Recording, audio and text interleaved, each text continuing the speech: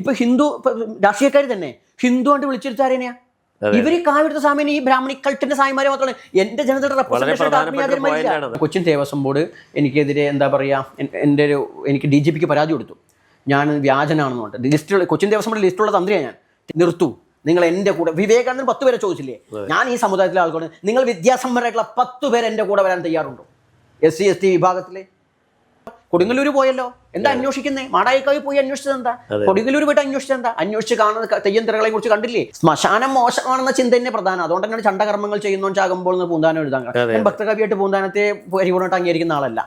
ഞങ്ങളെ അവരപ്പോഴും കാണും ഇതൊക്കെ എന്തോ എന്ന്. അപ്പൊ പറയും ഈ മാറ്റം പരിപൂർണ്ണമാണ്. അതുകൊണ്ട് എൻ്റെ ആത്മീയം മാത്രമല്ല, ഞാൻ അതാ പറഞ്ഞ ഭരണഘടനയെ മുൻനിർത്തിയിട്ട് എൻ്റെ ഒരു സമരമുണ്ടതിൽ ഞാൻ നടന്നത്. അതാ പറഞ്ഞത് എല്ലാവരും പുരോഗമന നവോത്ഥാനം പൂർത്തീകരിച്ചിട്ടില്ല. നവോത്ഥാനം പൂർത്തീകരിക്കാൻ ഈ രാജ്യത്ത് കമ്മ്യൂണൽ അവാർഡ് നിഷേധിക്കപ്പെട്ടിട്ട് ഈ സംവരണം എന്തോ പറ്റികളാണെന്ന് പറയുമ്പോൾ അതല്ല, ഞങ്ങൾക്ക് കിട്ടുന്ന ഒന്നും അവകാശങ്ങൾ ഇപ്പോഴും കിട്ടിയിട്ടില്ല. ഞങ്ങളെ മനുഷ്യരായി കാണാൻ ഇപ്പോഴും പറ്റിയിട്ടില്ല. പട്ടികജാതിക്കാരെയൊക്കെ ഞങ്ങൾ വീട്ടിൽ കയറ്റി ചോറ് കൊടുക്കുക എന്ന് പറഞ്ഞ ആൾക്കാർ ഇപ്പോഴും ഉണ്ട്.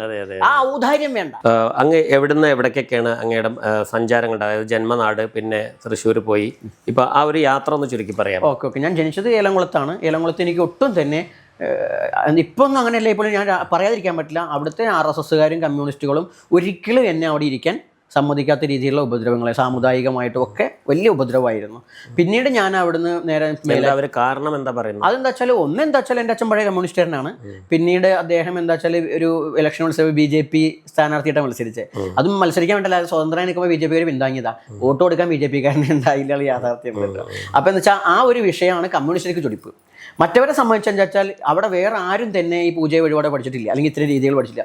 ഇത് നേരെ ഒരു ചെറുമൻ്റെ മകൻ പഠിച്ചു വരുമ്പോൾ അതിനെ ഉൾക്കൊള്ളാൻ കഴിയുന്നില്ല. കാരണം ഇവനെ അമ്പലത്തിൽ കയറി തിരുമേനിയെ വിളിച്ചു കഴിഞ്ഞാൽ നമ്മളൊക്കെ എന്താകുന്നതാണ് ഈ RSS നേതാക്കന്മാരുടെ ക്ഷേത്രത്തിൽ പോയപ്പോൾ ഉണ്ടായത്. ഇപ്പം എനിക്ക് കുഴപ്പമില്ല. എന്താണെന്ന് വെച്ചാൽ ഈ ഒരു ശ്രീകോവിലിൻ്റെ മുന്നിലെ മണി കുറച്ച് മുകളിലോണ്ട് അടിക്കില്ല, പക്ഷെ താഴെയുള്ള മണികൾ ഞാൻ അടിക്കും പൂജ പഠിക്കുമ്പോൾ. പക്ഷേ 2013 തന്ത്രിയായി പ്രഖ്യാപിക്കുമ്പോൾ ഈ അമ്പലത്തിൻ്റെ ആൾക്കാരൊക്കെ വന്നിരുന്നു. പക്ഷെ പിറ്റേ ദിവസം അമ്പലത്തിൽ വിട്ട് മണി അടിച്ചപ്പോൾ ഇത് അടിക്കാൻ പാടില്ല, നമ്പൂരിമാർക്ക് ഊരാളിനും മാത്രമേ അടിക്കാൻ പറ്റുള്ളൂ, ഒരാൾ ശർമ്മനൊന്നും നമ്പൂരിയാവില്ല എന്ന് പറഞ്ഞ ആൾക്കാരുണ്ട്. എനിക്ക് നമ്പൂരിയാ പറഞ്ഞാൽ ആ ഭാഷ നമ്പൂരിയാവില്ല എന്ന് അംഗീകരിക്കുന്നു, പക്ഷെ ഇത് ഒന്നും അംഗീകരിക്കില്ല എന്നൊരു പറയണ്ടായി RSSകാരാണ്. എന്നിട്ട് അതിന് മധ്യസ്ഥയ്ക്ക് വിളിച്ചതോ ഈ ആക്ഷേപിച്ചതിന് വിളിച്ചത് ശശികല ടീച്ചറാട്ടോ.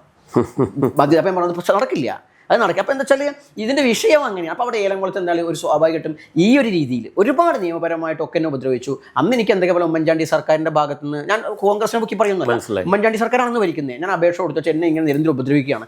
ശർമ്മ എന്ന് പോലും പറയാൻ പറ്റില്ലാണ്ട് കേരളത്തിലെ പോലീസുകാർ പോലും എന്നെ ആക്ഷേപിച്ചിട്ടുണ്ട്. ബിജു നാരായണ ശർമ്മ എന്നാണ് ലിസ്റ്റുള്ളത്. അത് ഉപനയനം കഴിഞ്ഞപ്പോൾ എനിക്ക് കിട്ടുന്ന പേര്. അപ്പോൾ എനിക്ക് ശർമ്മ എന്നും വേണ്ടാണ്ട് അപേക്ഷ എന്നോ കൊടുത്താൽ അവർ ഞാൻ BJP ചെറുമൻ എന്ന് വെച്ചോന്നാണ് പറഞ്ഞത്. എൻ്റെ പൂർവാശ്രമത്തിൽ നാമം അങ്ങനെയാണ്. ദീക്ഷാനാമം വിവേകാനന്ദൻ എന്നാണ്, ശരി വിവേകാനന്ദനാഥൻ എന്നാണ് എൻ്റെ പേര്. പക്ഷേ ഇവിടെ എന്താ വെച്ചാൽ അവർ അപ്പോൾ ദേവസ്വം ബോർഡിനെ ചെയർമാൻ വെക്കാൻ അവർക്ക് മടിയാണ്. എനിക്ക് മടിയൊന്നുമില്ല, അത് എനിക്ക് വേണ്ടിയിട്ടല്ല, ഒരു സമൂഹത്തിന് വേണ്ടിയിട്ട്. അപ്പോൾ അവിടെ ജീവിക്കാൻ സുഖമില്ലാത്തതുകൊണ്ട് അന്നത്തെ ഉമ്മൻചാണ്ടി സർക്കാർ പറഞ്ഞു ഇദ്ദേഹം പഠിച്ച ഒരാളാണ്, അതുകൊണ്ട് ഉപദ്രവിക്കാൻ പാടില്ല ഈ പറഞ്ഞ പോലീസ് സ്റ്റേഷനിലൊക്കെ വന്ന് ഈ DYFIക്കാരൊക്കെ വഴക്കിട്ടിട്ടാണ് നമ്മൾ അവിടുന്ന് ഏലംകുളത്ത് നിൽക്കാൻ പറ്റില്ല. എന്തായാലും ഒരു തരത്തിലൊരു സൗകര്യമില്ല. എന്നാലും സർക്കാർ പരിഹരിച്ചു തന്നു എനിക്ക്. പിന്നെ നേരെ മേലാറ്റൂരിക്ക് പോകണ വാടക വീട്ടിലാണ്, അവിടെ നിൽക്കുന്നു. അവിടെ നിന്നാണ് പിന്നീട് എൻ്റെ പ്രവർത്തനങ്ങൾ. അപ്പോൾ തന്നെ സ്വന്തമായിട്ട് കിട്ടണില്ല, എൻ്റെ ഒരു വിഷമമാണ്. ഈ പഠിപ്പിക്കാൻ എനിക്ക് അനുവാദം ഉണ്ടെങ്കിലും അറിവുണ്ടെങ്കിലും ഇതൊന്നുമില്ല.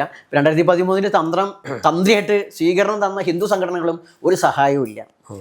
അപ്പോൾ ആ സമയത്താണ് മേലാറ്റൂരിൽ നിൽക്കുന്ന സമയത്ത് കൊടുങ്ങല്ലൂർ കോഴി വെട്ടാൻ പോകുന്നതും അതിൻ്റെ ഭാഗമായിട്ട്. കാരണം ഈ ഹിന്ദുക്കൾക്ക് മാത്രം കേരളത്തിലെ നിയമമുണ്ട് 68 അവർക്ക് വിശ്വാസപരമായിട്ട് കോഴിയെ വെട്ടിക്കഴിഞ്ഞാൽ അത് കേസാണ്.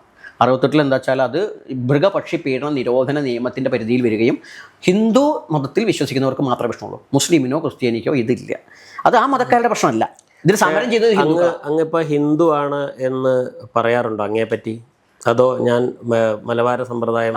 എനിക്ക് ഹിന്ദു എന്ന് പറയേണ്ടി വരുന്നത് വെച്ചാൽ ഇവിടെ ഒരു മതസംവിധാനം ഉള്ളതുകൊണ്ട് ഞാൻ ഹിന്ദുവാണ്. പക്ഷേ ഞാൻ ബ്രാഹ്മണിക് ഹിന്ദു അല്ല. അത് ഞാൻ 2021 പത്രസമ്മേളനം നടത്തി പറഞ്ഞത്. ഞാൻ ബ്രാഹ്മണിക് ഹിന്ദു മതം ഉണ്ടെങ്കിൽ അതിനെ ഉപേക്ഷിക്കുന്നു. ഞാൻ സ്വന്തമായൊരു മതം സ്ഥാപിക്കുന്നു. എൻ്റെ മതത്തിൻ്റെ പേര് ആദിമാർഗ മലബാരം എന്നാണ്. ഞാൻ ആദിമാർഗിയാണ്. ഞാൻ ഹിന്ദു ആകുന്നത് ഡിനോമിനേറ്റ് ആയതുകൊണ്ടാണ്. എനിക്ക് ബ്രാഹ്മണ മതവുമായിട്ട് ഒരു ബന്ധവുമില്ല. ആ അറിവ് എനിക്കുണ്ട്. അത് തേടി വരുന്ന അക്കാഡമിക്കായിട്ട് പഠിപ്പിക്കാനുള്ള അധികാരം എനിക്കുണ്ട്. അപ്പം ഞാൻ ഹിന്ദു. മേലാറ്റൂരിൽ നിന്ന് പോകാൻ കാരണം തന്നെ കൊടുങ്ങല്ലൂർ കോഴി വെട്ടി അതിൻ്റെ വിഷയങ്ങളൊക്കെ ഉണ്ടായ സമയത്ത് എനിക്ക് ഇതുപോലെ തന്നെ കൊച്ചിൻ ദേവസ്വം ബോർഡ് എനിക്കെതിരെ എന്താ പറയുക എനിക്ക് DGPക്ക് പരാതി കൊടുത്തു.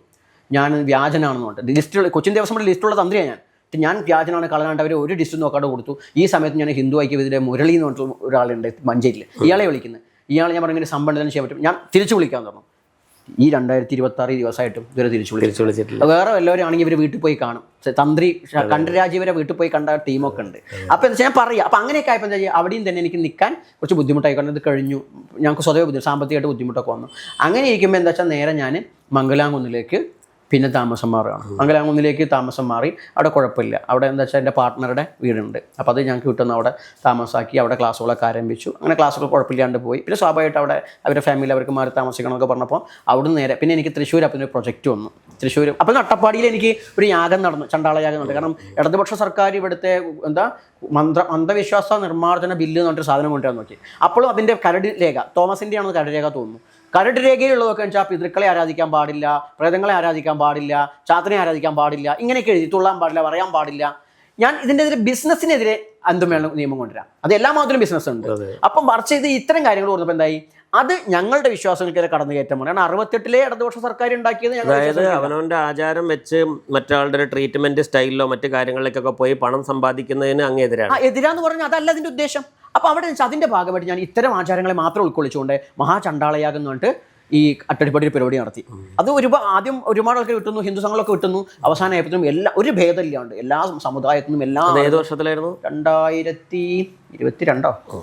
അപ്പോൾ തൃശ്ശൂരിലേക്ക് എപ്പോഴാണ് കുറച്ചു കാലം തൃശ്ശൂരിൽ? അവിടുന്ന് ഞാൻ ഒരു കാര്യം ഇതിൻ്റെ ഇടയ്ക്ക് ചേർക്കട്ടെ, അല്ലെങ്കിൽ ഇതിൽ കമന്റ് തന്നെ വരും വെച്ചാൽ നിർത്തലാക്കിയ കോഴിവെട്ട് എന്തിനാണ് അങ്ങ് വെട്ടാൻ പോയി, അത് തെറ്റല്ലേ എന്നൊക്കെ. നിർത്തലാക്കിയ കോഴിവെട്ട് 68-ലെ കേരളത്തിലെ നിയമമാണ്. അത് വെച്ചാൽ ഭരണഘടന വിട്ട ആർട്ടിക്കിൾ 251 പ്രകാരം പാർലമെന്ററി നിയമം നിലനിൽക്കിയ സംസ്ഥാനത്തിന് നിയമം ഉണ്ടാക്കാൻ പറ്റില്ല. അത് കൺകറന്റ് ലിസ്റ്റിന്റെ ഭാഗമാണ്. അപ്പോൾ സംസ്ഥാന സർക്കാർ ഈ നിയമം ഉണ്ടാക്കുമ്പോൾ 60-ൽ പാർലമെന്ററി നിയമമുണ്ട്, വിശ്വാസപരമായ മൃഗപക്ഷി ബലി ക്രൈം അല്ല എന്ന് വേണം. അല്ല, ബംഗാളിലെ കാളികട്ട് ക്ഷേത്രത്തിൽ ഇപ്പോഴും കറുത്ത ആടുകളെ വെട്ടുന്നുണ്ട്. പക്ഷെ ഇവിടുത്തെ വിഷയം ഇത് നമ്മളെ ബാധിക്കുന്നേ. ഇവരൊക്കെ ബ്രാഹ്മണിസത്തിനെതിരാണ്. നിയമം കൊണ്ടുവന്ന ഇടതുപക്ഷം EMS സർക്കാരാണ്. അവരും ബ്രാഹ്മണിസത്തിനെതിരാണ്.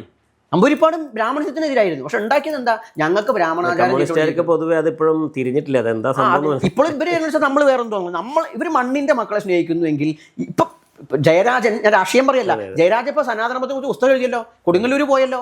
എന്താ അന്വേഷിക്കുന്നേ? മാടായിക്കാവിൽ പോയി അന്വേഷിച്ചത് എന്താ? കൊടുങ്ങല്ലൂർ പോയിട്ട് അന്വേഷിച്ചത് എന്താ? അന്വേഷിച്ച് കാണുന്നത് തെയ്യം തിറകളെ കുറിച്ച് കണ്ടില്ലേ? ഈ ഇവിടെ നിന്ന് വിട്ടുന്ന തീച്ചാമുണ്ടി കടിക്കുന്ന കോഴിയെ കണ്ടില്ലേ? അപ്പം അതോട് ഇത് EMS സർക്കാരിന് തെറ്റുപറ്റിയിട്ടുണ്ടെങ്കിൽ ഇറങ്ങിപ്പോരുന്നതിന് മുമ്പ് ജയരാജൻ ചെയ്യേണ്ടതാ, പിണറായിയോട് പറയേണ്ടതാ, അത് ആ നിയമമൊക്കെ മാറ്റി നമ്മളെ കർഷക തൊഴിലാളികളുടെ ആചാരം വേറെ, നമ്മൾ ഈ പറഞ്ഞ സംഘപരിവാറിനോട് വരാൻ സ്പേസ് ഉണ്ടാക്കി കൊടുത്ത് നമ്മൾ ഓൻ്റെ മാടനെയും മർദ്ദനേക്കാണ് തല്ലിക്കൊന്നു. അതുകൊണ്ട് അത് ഉണ്ടാക്കി കൊടുക്കുക. ഇത് ഉണ്ടാക്കിയിട്ടില്ല. ഞാൻ രാഷ്ട്രീയ ഭേദം പറയല്ല. എൻ്റെ ധർമ്മത്തിനെ കൈവച്ചാൽ അത് RSS ആയാലും ശരി, കമ്മ്യൂണിസ്റ്റ് ആയാലും ശരി, ഏത് സംഘടനയായാലും ഞാൻ പറയാൻ ബാധ്യസ്ഥനാണ്. കാരണം എന്നിൽ നിക്ഷിപ്തമാണെന്ന് ഞാൻ അങ്ങയുടെ ഒരു ധർമ്മം എന്ന നിലയ്ക്ക് അത് ഏറ്റെടുത്തിരിക്കുകയാണ്. തീർച്ചയായിട്ടും. അതായത് ഈ ധർമ്മത്തിലുണ്ടായിരുന്ന ഈ ധർമ്മത്തെ അനുസരിച്ച് ജീവിച്ചിരുന്ന ആളുകൾക്ക് പോലും ഒരു സംഘടിത രൂപമോ അതല്ലെങ്കിൽ ഒരു നേതൃത്വമോ ഇല്ല. ഉണ്ടാവാൻ സമ്മതിക്കില്ല. തല്ലിക്കൊല്ലും ഇങ്ങനെ കൊല്ലൽ മാത്രമല്ല, അവനെ എങ്ങനെ ഇല്ലായ്മ വെച്ചാൽ. അതാണ് കൊടുങ്ങല്ലൂർ കോഴിട്ട് പേര് കണ്ടത്. എന്നെ കൊതുകി ദേവസ്വം ബോർഡിന്റെ സ്ഥാനത്ത് എങ്ങനെയാണ് കാണുന്നത്? ഇതിനൊക്കെ ഇടയ്ക്കാണല്ലോ ദേവസ്വം ബോർഡ് എന്നുള്ള സംവിധാനം. ഞാൻ ആദ്യത്തെ ചോദ്യത്തിന് വരാം. അങ്ങനെ ഞാൻ വെച്ചാൽ മംഗലാംകുന്ന് നേരെ തൃശ്ശൂരിലേക്ക് പ്രൊജക്റ്റ് വന്നിട്ട് ഒരു യൂട്യൂബേഴ്സിൻ്റെ പ്രൊജക്റ്റാണ്. അങ്ങനെ തൃശ്ശൂരിലേക്ക് മാറുന്നു. തൃശ്ശൂർ ഒരു വർഷം നിന്നു. അപ്പോഴാണ് December 4 ജയന്തി ഉണ്ടായപ്പോൾ ചെറിയ വീഡിയോ ക്ലിപ്പ് കണ്ടപ്പോൾ സാമൂഹ്യ മാധ്യമങ്ങൾ എന്ത് ചെയ്താണ്, കുട്ടി കുറിച്ചു ആൾ ദൈവം ഒന്നുമുണ്ട്. ഞാൻ ദൈവമാണെന്ന് അവർ നിശ്ചയിച്ചതിരിക്കുന്നു. ഞാൻ ദൈവമായിട്ട് ഇരിക്കട്ടെ. ഞാൻ ഇതുവരെ ഞാൻ ശുശ്രൂഷിച്ച് രോഗം മാറ്റിയെന്നോ നക്കി രോഗം മാറ്റിയോ തൊട്ട് രോഗം മാറ്റിയോ ഒന്നും ഞാൻ എവിടെ ആവശ്യപ്പെട്ടില്ല. ഞാൻ പറയുകയുമില്ല. ഞാൻ പച്ച മനുഷ്യനാണ്. എൻ്റെ അറിവ് ആത്മീയതും ഭൗതികവും ചേർന്ന് പറഞ്ഞു കൊടുക്കുന്നു. അപ്പോൾ എന്താ വെച്ചാൽ അവിടെ എനിക്ക് എൻ്റെ സ്ഥാപനം ഒഴിയേണ്ടി വന്നു. എൻ്റെ സ്ഥാപനത്തിനോട് പറഞ്ഞു, നിങ്ങളെക്കുറിച്ച് ഇങ്ങനെ ട്രോളൊക്കെ വരുമ്പോൾ ഞങ്ങൾക്ക് നാണക്കേടാണ്, ഞങ്ങൾ വാടകയ്ക്കുന്ന വീട്, അതുകൊണ്ട് ഒഴിയണമെന്ന് പറഞ്ഞു. പിന്നെ എനിക്കൊരു വരുമാനമില്ല, എനിക്ക് പഠിപ്പിക്കലൊന്നും നടക്കുന്നില്ല. ഈ കളിയാക്കിയവരൊന്നും എനിക്ക് വരുമാനമില്ല. അത് അന്ന് ഞാൻ പറയാതിരുന്നത് അത് മിണ്ടില്ലാച്ചിട്ടായിരുന്നു. അതിനുശേഷം അപ്പോഴത്തേക്കും ഞാനിവിടെ അട്ടപ്പാടിലെ മൂപ്പൻ എനിക്ക് 4 ഏക്കർ ഭൂമി വിട്ട് തന്നിട്ടുണ്ട് ആശ്രമം നടത്താൻ. അപ്പോൾ ചെറിയ ഷെഡ് വെച്ചിട്ടുണ്ട്. അവർ ട്രൈബൽസിൻ്റെ ഭാഗമായിട്ട് അവിടെ ഇവിടെ കല്ലടിക്കൂടെ ഞാൻ ഭൂമി വാങ്ങി ഇങ്ങോട്ട് മാറ്റാനുള്ള നോക്കി. അങ്ങനെ ഒരു വർഷം അവിടെ കഴിഞ്ഞു. നേരെ ഞാൻ കല്ലടിക്കൂടെ എത്തിയിരിക്കുകയാണ് ഇപ്പോൾ. പിന്നെ അങ്ങ് ചോദിച്ചപ്പോൾ ദേവസ്വം ബോർഡിനെ കുറിച്ചാണ്. ദേവസ്വം ബോർഡ് എങ്ങനെയാണ് എന്നെ സംബന്ധിച്ച് ഇപ്പോൾ ഹിന്ദു സംഘങ്ങളിൽ പലരും പറഞ്ഞത് ദേവസ്വം ബോർഡ് പിരിച്ചുവിടണം എന്നാണ്. ഇപ്പോഴത്തെ ഞാൻ കണ്ടു തിരുമാന്താംകുന്ന് ക്ഷേത്രം ഊരാളന് കിട്ടിയെന്ന് കണ്ടൊരു ന്യൂസ് കണ്ടപ്പോൾ ഞാൻ എൻ്റെ അടിക്ക് നോക്കി. ബെസ്റ്റ്, ഇങ്ങനെ തന്നെ വേണം. ഇത് എഴുതിയതൊന്നും തന്നെ സവർണരല്ല. അപ്പൊ ഇവര് വിചാരം എന്താ വെച്ചാൽ ഇതെന്തോ വലിയ കാര്യമാണ്, ഭക്തർക്ക് കിട്ടിയെന്ന. ഭക്തർക്കല്ല. ഇനിയിപ്പോ ഞാൻ സാമൂതിരി കുടുംബത്തിനല്ലേ കിട്ടിയത്, സാമൂഹിക കുടുംബത്തിലെ കിട്ടി. അങ്ങനെയാണെങ്കിൽ ഹിന്ദുക്ക് കിട്ടിയെങ്കിൽ അവിടുത്തെ വല്ല കോരനെയും മുണ്ടനെയോടെ മേൽശാന്തിയായിട്ട് കേട്ടെ. ഹിന്ദു ആണല്ലോ. അതെ അതെ. അല്ല ഇവരിപ്പോ കൈ കൊടുത്ത ഭക്തജനങ്ങൾക്ക് മനസ്സിലാവാത്തൊരു ട്രാപ്പ് എന്ന് പറയുന്നത്, ദേവസ്വം ബോർഡിൽ നിന്ന് സ്വകാര്യ കമ്മിറ്റിക്കോ ഏതെങ്കിലും തറവാട്ടുകാർക്കോ ക്ഷേത്രം തിരിച്ചു കിട്ടിയാൽ അതെന്തോ വലിയ സംഭവമാണെന്നും ദേവസ്വം ബോർഡ് ആളുകളെ പറ്റിക്കുന്ന ഒരു സ്ഥലമാണെന്നും ഒരു പ്രചാരണം നടന്നിട്ടുണ്ടല്ലോ. പക്ഷെ സ്വകാര്യ വ്യക്തികളുടെ പേരിൽ കിട്ടിക്കഴിഞ്ഞാൽ നാട്ടുകാർ കൊടുക്കണ സ്വത്തും മുതലും മുഴുവൻ സ്വകാര്യ വ്യക്തിക്ക് ഉപയോഗിക്കാൻ പറ്റില്ല. അത്ര തന്നെ. ഇതിന്റെ വേറൊരു കാര്യം ഞാൻ പറഞ്ഞുതരാം. 2016 ശേഷമാണ് ഈ ദേവസ്വം ബോർഡ് പിരിച്ചുവിടുന്നത് ഏറ്റവും കൂടുതൽ പറയാൻ തുടങ്ങിയത്. കാരണം എന്താ അറിയോ, മറ്റ് സമുദായങ്ങൾ ദേവസ്വം ബോർഡ് ക്ഷേത്രത്തിലേക്ക് ജോലിക്ക് കയറാൻ തുടങ്ങി, അവർക്ക് വരുമാനം വരാൻ തുടങ്ങി എന്നുള്ളതാണ്.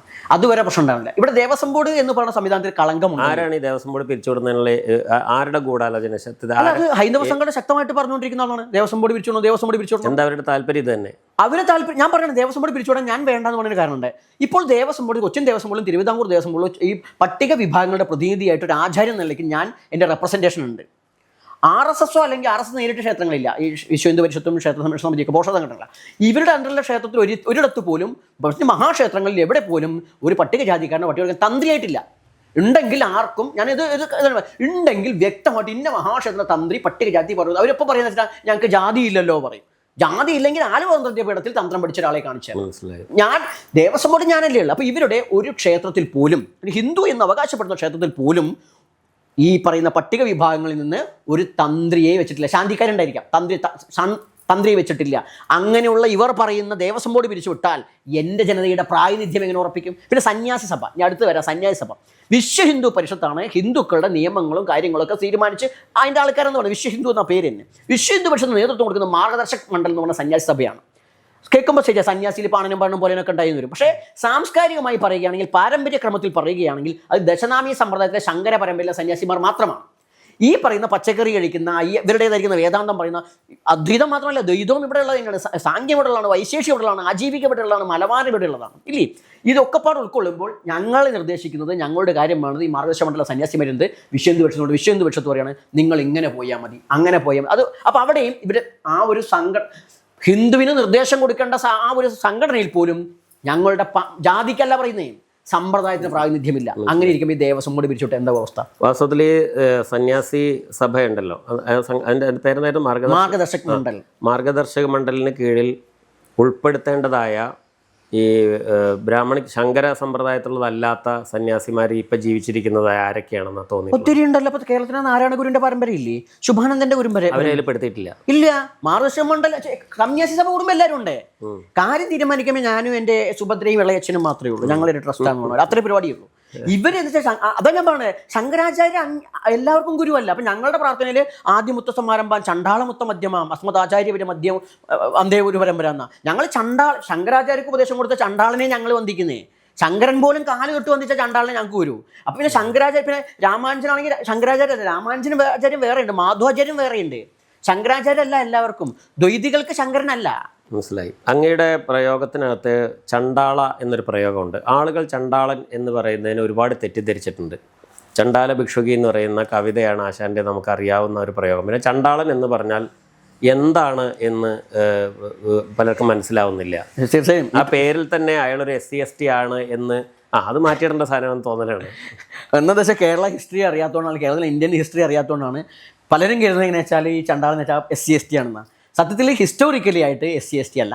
അമ്പലവാസി നായരൊഴിച്ച് ബാക്കിയൊക്കെ, അമ്പലവാസി നായരൊഴിച്ച് ബാക്കിയുള്ള നായന്മാരൊട്ട് അങ്ങോട്ടൊക്കെ ചണ്ടാളർ എന്നാണ് കേരളത്തിലെ ഹിസ്റ്ററിയിൽ ഈ ബ്രാഹ്മണ ഗ്രന്ഥങ്ങൾ പറഞ്ഞു വെച്ചിരിക്കുന്നത്. അത് ഉത്തമ ചണ്ടാളൻ, മധ്യമ ചണ്ടാളൻ, അധമ ചണ്ടാളൻ, അത് ഹിസ്റ്റോറിക്കലാണ്. ഓക്കെ. ഇനി ചണ്ടാളൻ എന്ന് പറഞ്ഞു കഴിഞ്ഞാൽ അത് ഇപ്പോൾ ബ്രാഹ്മണൻ ചണ്ടാളൻ എന്ന് പറയുമ്പോൾ ഈ ചണ്ടാളൻ മോശക്കാരനാണെന്ന് ആരെ പറഞ്ഞേ? അങ്ങ് മോശക്കാരാണ് ഞാൻ പറഞ്ഞുകൊണ്ട് മോശക്കാരനാവോ? ഇല്ല. ഇവിടെയാണ് മറ്റേ ഒരു ഇപ്പോഴത്തെ TV-യിലൊക്കെ പ്രോബ്ലം. ചണ്ടാളൊക്കെ നാണമുണ്ടോ ചോദിക്കുന്നത് എന്നോട്. ഞാൻ പറയും എൻ്റെ അച്ഛമ്മയുടെ പേര് കോച്ചി എന്നാ. അയാൾക്ക് കേട്ട് എന്താ തോന്നുക? കോച്ചി എന്ന അച്ഛമ്മയുടെ പേര് വയ്ക്കാൻ ഞാൻ സാവിത്രി അന്തർജനം എന്ന് പേരിടാം. ഈ കോച്ചിക്ക് എന്താ കുഴപ്പം? അല്ലാതെ അങ്ങനെയല്ല. നീലി എന്താ പറയാ, കരിനീലി സമ്പ്രദായത്തിൽ ഉപാസന ഉണ്ടായിരുന്ന ഒരു സ്ത്രീ മക്കരാറും ഭാഗത്തുണ്ടായിരുന്ന അവരുടെ ഒരു കുപ്പച്ചി എന്നാണ്. അല്ല, ഇതിന്റെ അർത്ഥം നമ്മൾ കോച്ചിക്ക് എന്താ ഒരു സുഖം കിട്ടുന്നില്ലോ, ചക്കി ഇങ്ങനെ. പിന്നെ കോരൻ, ഇതൊക്കെ കേൾക്കുമ്പോൾ നമുക്ക് മുഷ്ടില്ല. ഞാൻ പറഞ്ഞത് നിങ്ങൾക്ക് ഇതിന്റെ അർത്ഥം അറിയോ? നിങ്ങൾക്ക് അർത്ഥം അറിയാത്തതുകൊണ്ടല്ലേ നിങ്ങൾ വികലം എന്ന് പറഞ്ഞത്. ചക്കി എന്ന് പറഞ്ഞാൽ നിങ്ങൾ സജീനാക്കി കഴിഞ്ഞാൽ കുഴപ്പമില്ലല്ലോ.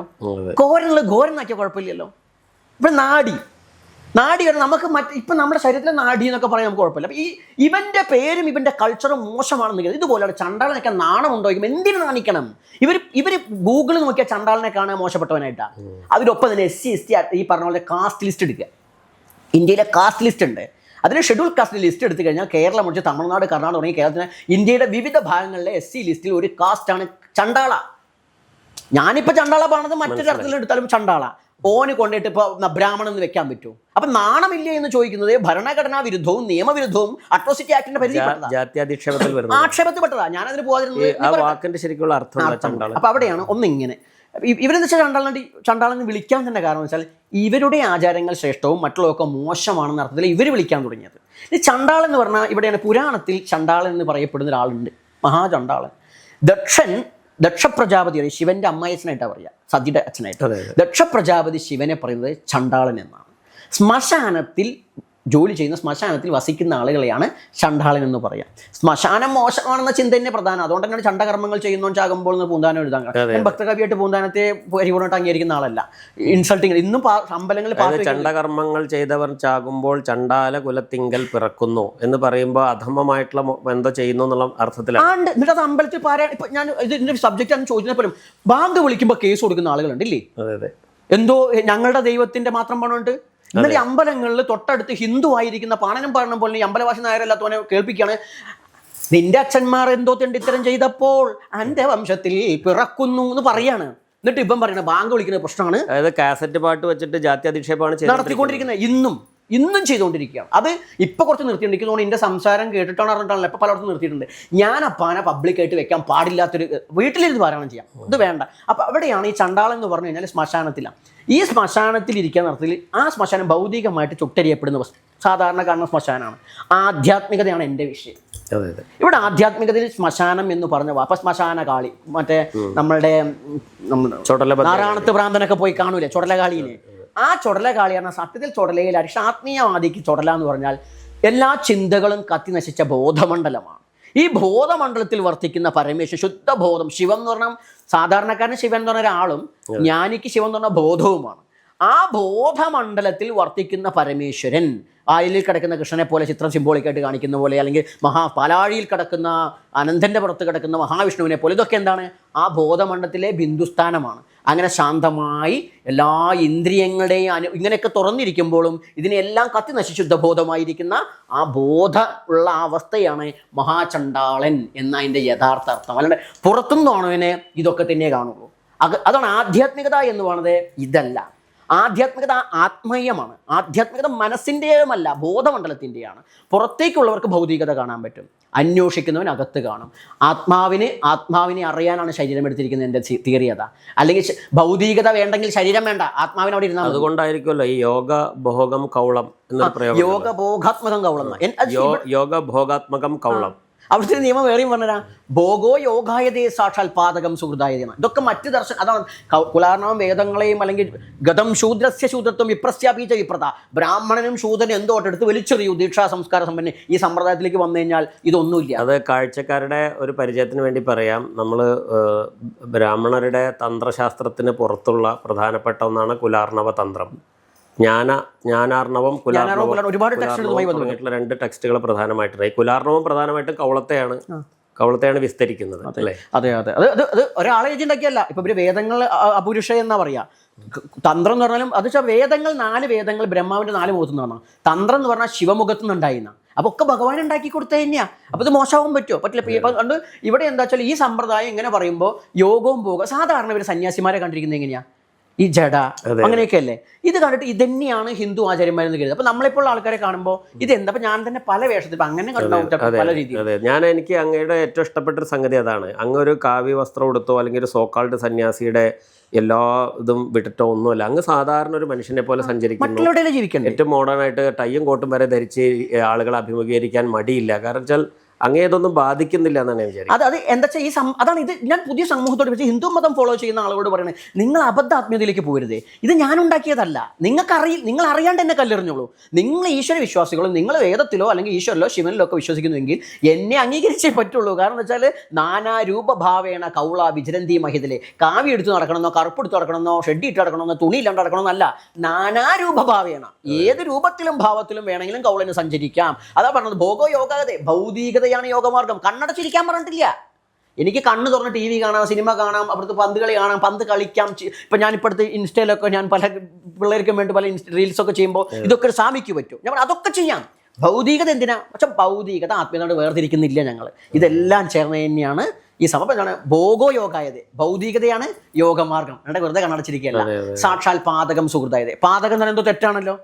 സമൂഹം തെറ്റാണെന്ന് പറയുന്ന പല കാര്യങ്ങളും ഈ സമ്പ്രദായത്തിൽ മോക്ഷമാർഗമാണ്, മോക്ഷത്തിലേക്കുള്ള മാർഗം. ഇതിന്റെ ഒരു എന്താ പറയാ പരിപൂർത്തി എന്ന് പറയുന്ന ഒരു അവധൂത ഭാവത്തിലായി മാറും എന്നതല്ലേ? അതെന്ന് വെച്ചാൽ ഹിന്ദു ധർമ്മത്തിൽ സന്യാസി അവസ്ഥ എന്ന സന്യാസി എല്ലാവരും കണ്ടിട്ടുണ്ടായിരിക്കാം. സന്യാസി പറഞ്ഞാൽ ഈ കാവ്യം എടുത്തുവരാന്ന് എല്ലാവരും എഴുതുന്നത്. അങ്ങനെയല്ല. സന്യാസം എന്ന് പറഞ്ഞാൽ 6 തട്ടുകളുണ്ട്. അതിൽ സന്യാസം സ്വീകരിച്ചു കഴിഞ്ഞാൽ ഹംസൻ, പരമഹംസൻ, കുടീജികൻ എന്ന് പറഞ്ഞിട്ട് പല ടൈപ്പ് കഴിഞ്ഞാൽ അവസാനത്തെ 6ാമത്തെ സന്യാസി അവധൂതനാണ്. അപ്പൊ ഇപ്പൊ ഗായത്രി, വേദപാരമ്പര്യത്തിൽ ഗായത്രി മന്ത്രമാണ് ആദ്യം ഉപദേശിക്കുക. പ്രണവം ചൊല്ലി ഗായത്രി ഉപദേശിക്കും. ഈ ഗായത്രിക്ക് 3 കാലാണ്. 3 വെച്ചാൽ തത് സവിതൂർ വരേണ്യം ഭർഗോദേവസിന് ദീവന പ്രചോദയം, എല്ലാവർക്കും അറിയുന്ന കാര്യമാണ്. ഇതെന്തത് ചൊല്ലുന്നതിന്റെ അർത്ഥം, സാമാന്യ അർത്ഥം, അല്ലയോ സവിതാവേ ഞങ്ങൾക്ക് ബുദ്ധി ഉണ്ടാക്കി, അല്ലയോ ദൈവേ തമ്പാട്ടി ഞങ്ങൾക്ക് ബുദ്ധി ഉണ്ടാക്കണേന്നാണ്. ഈ ബുദ്ധി ഉണ്ടാക്കണേന്ന് വർഷങ്ങളോളം ചാവുന്നവരെ പറയുമ്പോൾ പിന്നെ ചിലപ്പോൾ ബുദ്ധി ഉണ്ടാവും, ചിലപ്പോ. അപ്പൊ അവൻ ചിന്തിക്കുന്നത് എന്തിനാ ഇപ്പൊ ഈ ബുദ്ധി ഉണ്ടാവണേ ചോദിക്കും. ബുദ്ധി ഉണ്ടാവണേ ചോദിക്കുമ്പോൾ ഒരു ഗുരുവിനെ കണ്ട് ചോദിക്കും, ഈ ബുദ്ധി ഉണ്ടാവാൻ പ്രാർത്ഥിക്കണം, എനിക്ക് ബുദ്ധി ഉണ്ടല്ലോ, പിന്നെ എന്തിനാ? അപ്പൊ അയാൾ പറയാം, അമ്പട കേമാ ഇപ്പോഴാണ് ഇതിന്റെ കാര്യം ഉണ്ടായത്, അല്ലാതെ മരിക്കുന്നവരെ ചൊല്ലിയിട്ടല്ല. ഇതിന്റെ 4ാമത്തെ കാലം അപ്പൊ പറയും പരോ രജസേ സാവതോ, ഈ ബുദ്ധി ഉണ്ടാവുന്നത് രജസ്സാകുന്ന പരാശക്തിയെ ആരാധിക്കാനാണെന്ന് പറയും. 4 കാലമായി ഉണ്ടായില്ലേ? ഈ 4 കാല് കിട്ടുമ്പോഴാണ് അയാൾക്ക് സന്യാസിക്കാൻ പറ്റുന്ന വൈദിക പാരമ്പര്യത്തിൽ. എന്നിട്ട് ഈ സന്യാസി അവധൂതനാണ്. സന്യാസിക്ക് നിയമമുണ്ട്, ഇന്ന ഭക്ഷണം കഴിക്കാൻ പാടില്ല, ഇന്നോടത്തേക്ക് കടക്കാൻ പാടില്ല, ഇന്നത് പാടില്ല, ഇന്നത് പാടുന്നൊക്കെ ഉണ്ട് സന്യാസിന് നിയമം. അവധൂതന് നിയമമില്ല, ഗുണാതീതന. അപ്പോൾ അങ്ങനെ വരുന്ന സമയത്ത് ഇത് ഡയറക്റ്റ് ചാടാൻ പറ്റുന്ന ഒരു കാര്യം. അഘോരികളൊക്കെ അവധൂതത്തിൽ എത്തി നിൽക്കുന്നവരാണോ അതോ പ്രാക്ടീസ് ചെയ്യുന്നവരുണ്ട്? അവധൂതനാവുക പറഞ്ഞാൽ നിയമത്തിന്റെ ഉള്ളിൽ കിടക്കുമ്പോൾ അവധൂതനല്ല, നിയമത്തിന്റെ പുറത്ത് കിടക്കണം. വെറുതെ കിടന്നിട്ടും കാര്യമില്ല. അപ്പോഴും അയാൾ ഇതിലൊക്കെ വ്യാപൃതനാണ്. അതായത് വൃത്തം പഠിച്ച് കവിത എഴുതുന്ന ആള് പിന്നെ വൃത്തമില്ലാതെ കവിത അതെ, അത് സ്വാതന്ത്ര്യമാണ്. ഈ സ്വാതന്ത്ര്യം തന്ത്രത്തിൽ, ഈ സ്വാതന്ത്ര്യം ഡയറക്റ്റ് എടുക്കുക, വേദം ഒന്നും വേണമെന്നില്ല. അന്തല്ലാത്തോണ്ട് അലഞ്ഞു നടക്കണമെന്നല്ല.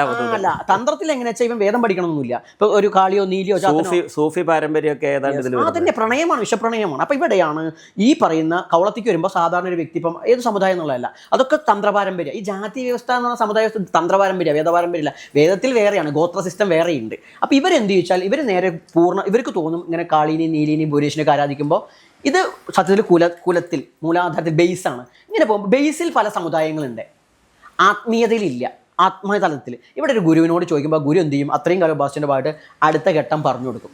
അവിടെ ആകുമ്പോൾ കുലം എന്ന് പറയുന്നത് ബേസ് ആണെങ്കിൽ അകുലം എന്ന് പറയുന്നത് ബോധമണ്ഡലം, ശിവശക്തി. അതാണ് ഈ മല വാരം എന്ന് പറഞ്ഞാൽ മല ഉയർന്നത് ഈശ്വരീയം, വാരം എന്ന് പറഞ്ഞാൽ ഭൗതികത. ഇത് രണ്ടും ചേരുമ്പോൾ എന്തായി? കൗളമായി മാറി. ഈ കൗളത്തെയാണ് പറഞ്ഞത്. കൗളം ഇപ്പം 4 ആശ്രമത്തെ സന്യാസിനെ അറിയുള്ളൂ, ഈ കാവ്യം എടുത്ത തുണിയില്ലാത്ത സന്യാസിമാരെ. അല്ലാണ്ടപ്പോൾ നേരത്തെ പറഞ്ഞു പല രീതി നമുക്ക് കണ്ട മനസ്സിലാവാൻ പറ്റാത്ത നമ്മളൊക്കെ ഫോളോ ചെയ്യുന്ന ഭാഗത്തിൽ കൗളസ്തു പഞ്ചമാശ്രമ, കൗളമാർഗം 5ാമത്തെ ആശ്രമമാണ്, അവധൂതാശ്രമമാണ്, സന്യാസിക്ക് ഉപരിയ. പക്ഷെ നമ്മുടെ ആളുകൾക്ക് ഇതൊന്നും അറിയില്ല. കുറച്ച് കള്ളും കോഴിയൊക്കെ വെച്ചിട്ടുള്ള എന്തൊരു പരിപാടിയാണ്. ആ ഒരു തലത്തിലേ ഇവർ കാണുന്നുള്ളൂ. നേരെ മറിച്ച് കൗളസ്തു പഞ്ചമാശ്രമ കള്ളും കോഴിയും കഴിച്ചിരിക്കലോ കൗളൻ. ആൾക്കാർ കള്ളും കോഴിയും കഴിച്ചിരിക്കലല്ല. ഇതെന്താ ചോദിച്ചാൽ ഇതൊക്കെ അതിന്റെ ഇപ്പൊ നമ്മളൊരു MBBS പഠിക്കുന്ന കുട്ടിക്ക് അവിടെ ഇതിലേക്ക് കടക്കണമെങ്കിൽ ഒരുപാട് കാര്യങ്ങൾ ചെയ്ത് നോക്കണ്ടേ? തവളയും കൂറയൊക്കെ പണ്ട് കാലത്ത് ഉണ്ടായിരുന്നു. ഇന്നിപ്പോ പിന്നെ വേറെ മാർഗങ്ങളുണ്ട്, ഓരോ ഘട്ടങ്ങളാണ്. അപ്പൊ അതിന്റെ ഒരു ഘട്ടത്തിലാണ്, വീരാരാധനയുടെ ഘട്ടത്തിൽ മദ്യവും മാംസമൊക്കെ പറഞ്ഞിട്ടുണ്ട്, ബലി പറഞ്ഞിട്ടുണ്ട്. കാരണം ഭഗവതി നൈനം ചിന്തതി ശസ്ത്ര നൈനം ദഹതി പാവകാങ്ക പറഞ്ഞ ആത്മാവിനെ കൊല്ലാനാവില്ല എന്ന് പറയുന്നുണ്ട്. ഇത് അങ്ങനെ പഠിച്ചിട്ടല്ല. കോരൻ കന്നോട്ടാൻ പോയപ്പോൾ കോരൻ കന്നിനെയും കൊണ്ട് വരമ്പത്ത് നിന്നില്ല. ഇതിലിറങ്ങിക്കഴിഞ്ഞാൽ ഞണ്ട് ചാവില്ലേ, ഞൗഞ്ഞു ചാവില്ലേ, പരല് ചാവില്ലേ, കോരൻ ചിന്തിച്ചിട്ടില്ല. കോരന് പാപചിന്ത വന്നില്ല. ഇന്നുണ്ട്. കാരണം കൊല്ലുന്നത് പാവമാണ്, പ്രാണികളെ കൊല്ലാൻ. വയലിലിറങ്ങി എന്താ പറയുക, നിലമുഴുന്നത് ഒരു കുരുക്ഷേത്ര ഭൂമിയിൽ യുദ്ധത്തിന് അതിനുള്ളവും കിട്ടിയത് കുലധർമ്മത്തിൽ നിന്നാണ്. ഇതിനിടയ്ക്ക് അങ്ങയുടെ ഇപ്പോഴത്തെ അങ്ങ് ജീവിക്കുന്നത് ആൾക്കാരുടെ വിചാരം എപ്പോഴും തർക്കിക്കാനും ആശയപ്രചാരണത്തിനും മാത്രമാണ്. അതിലുപരിയായിട്ട് അങ്ങ് നേരത്തെ പറഞ്ഞാൽ ഭോഗയോഗാത്മകം എന്ന് പറയുന്ന മാതിരി അങ്ങേക്കൊരു കുടുംബമുണ്ട്, കുട്ടികളുണ്ട്. അതിനെക്കുറിച്ചൊന്ന് പറയാമോ? തീർച്ചയായും.